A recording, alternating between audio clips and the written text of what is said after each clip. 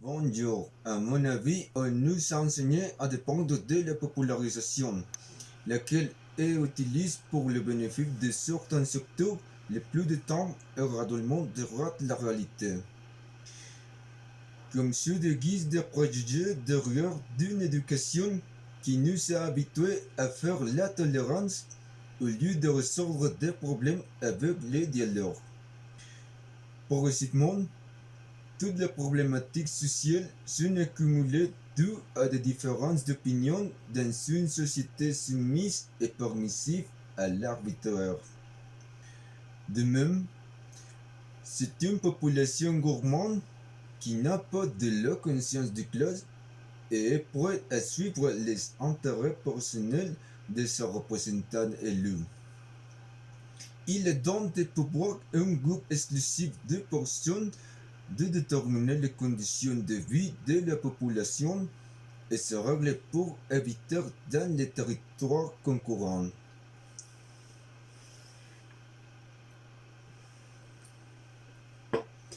Pour diverses raisons, il faut qu'il y ait de la criminalité quand il y a un gouvernement corrompu, principalement pour créer une sensation de sécurité et protection qui bénéficie la réputation de certaines entités ou organisations.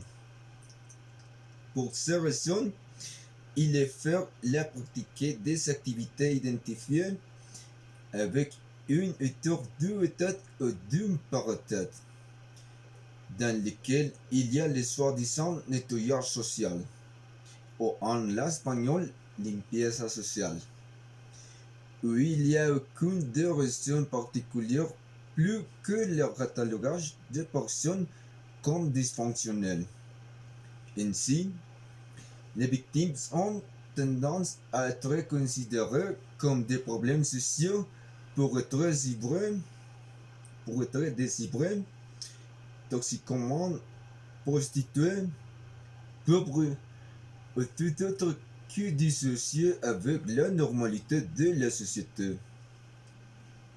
De même, l'homicide est normalisé parmi les citoyens dans la grande majorité des cas ou dans sa totalité pour des raisons personnelles, comme l'infidélité, le dette, les divergences d'opinion, les croyances, les équipes sportives, les partis politiques, etc.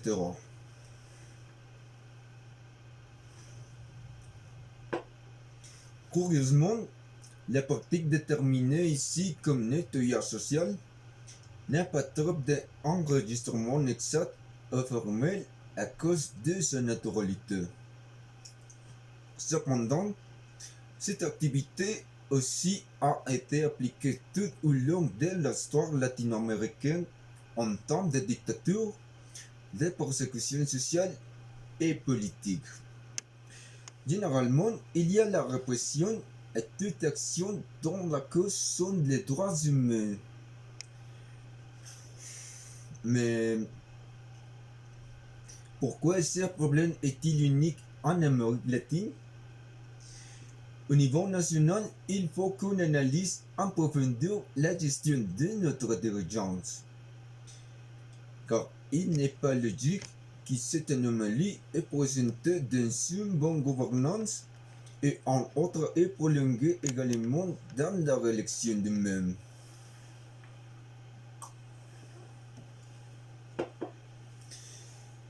Après avoir vu son travail, il est évident son ambition pour conserver le pouvoir en train de déployer une chance sans fin de cycle consécutif qu'on nous force à noticer le récidive de la nettoyage social.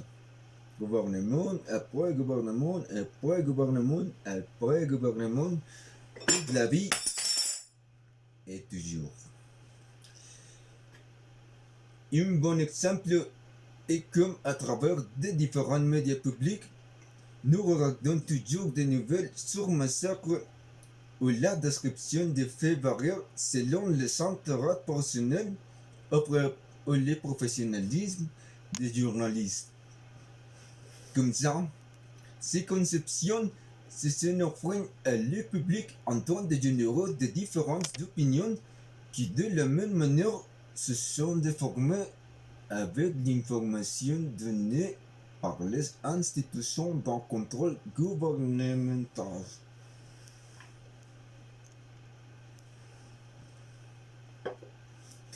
C'est la cause de plusieurs conflits et désordres sociaux.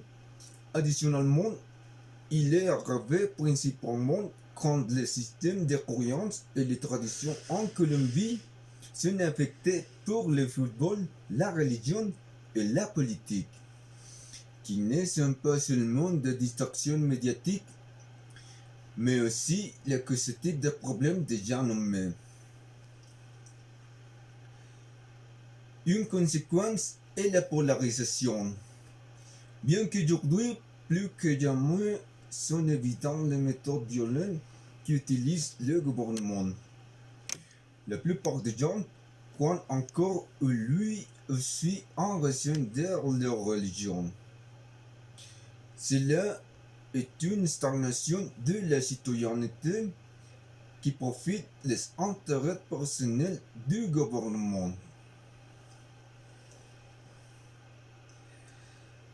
Selon le contexte adéquat, nous pouvons déduire la grande corruption qu'il y a dans les pays. Nous sommes en train de parler à propos des mafias, toutes sortes de manipulations des médias, le silence forcé, la répression, abus de pouvoir à tous égards. Il y a plus des objectifs qui a le gouvernement et de même il utilise tous ces ressorts pour déguiser ses actions devant nous. Actuellement, la nettoyage social est attribué aux Aguilanera, qu'il fonctionnait il y a plusieurs années, mais ce membre n'a jamais été capturé. Beaucoup moins. Il y a de l'information qui révèle sa nature. Ils ont tendance à menacer ses victimes avec brochures aux appels téléphoniques. D'autres occasions, ils commettent des crimes sans avertissement et par hasard. Par hasard, atteindre celle. Par hasard, les victimes étaient les propriétaires de torts qui appartenaient maintenant aux agences du gouvernement ou leurs familles.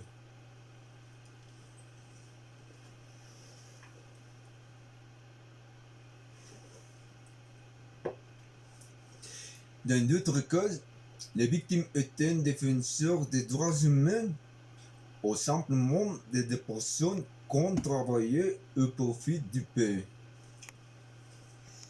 Ceux qui ont aidé les réinsérer dans la société, ceux qui ont aidé les indigents, ce sont les enseignants ou d'autres, clarifiant que l'extermination affectait l'opposition ou tout autre hétérogène à l'idéologie gouvernementale. Maintenant, le nettoyage social a été remplacé pour les feux positifs ou falsos positivos. Et toutes sortes de personnes sont assassinées sans discernement. L'exemple le plus récent est le bombardement dans lequel 7 enfants sont morts et après ils ont été déguisés en guerriers. Ces cas sont produits dans les endroits les plus oubliés du pays. En guerriers. Il y a 3 aspects principaux qui différencient l'effort positif de le nettoyage social. Le premier, c'est que l'effort positif se produit dans les endroits les plus vulnérables en Colombie. Le second est qu'ils sont fabriqués par l'État. Et le dernier, c'est que toutes les victimes sont identifiées comme de bons résultats produits de la lutte contre le crime organisé. Des civils déguisés en guerrieros. Hein? Parce que ces faits ne sont pas officiellement publiés, le public continue à soutenir le gouvernement et à permettre ses aveux pour réprimer les civils, ratifiant son ignorance sur la réalité.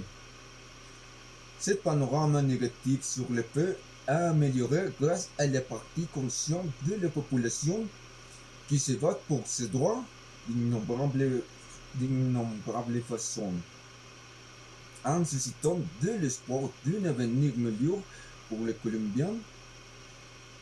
Il sera possible si toute la population, ou du moins la grande majorité, prend une position critique et analytique sur notre histoire et l'actualité pour qu'à l'avenir nous sachions élire un gouverneur d'améliorer la civilisation existante et non pas quelqu'un qui assassine son propre peuple.